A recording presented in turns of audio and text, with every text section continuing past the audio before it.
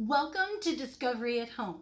Today, I have the Toy Saver Challenge. It is an engineering challenge where you have to find a toy that can go into water and create some sort of device that will make it float. So you need a toy that sinks, so that makes the challenge a little bit harder, and then recycled materials you found around your house. Now, you might need rubber bands, tape, wax paper, foil, cardboard tubes, different materials that you can test in the water to see what will make your toy float, because we want to make sure that if it falls into water, it is safe, because we want to keep our toys safe like that.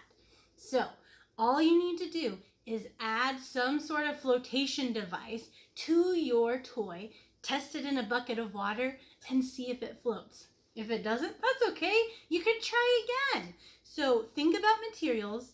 What materials absorb water and what materials don't absorb water?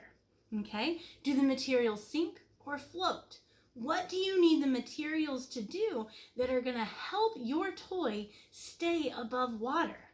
So you're going to need to do a lot of testing with materials to see what kind of structure you can make to save your toy from the water.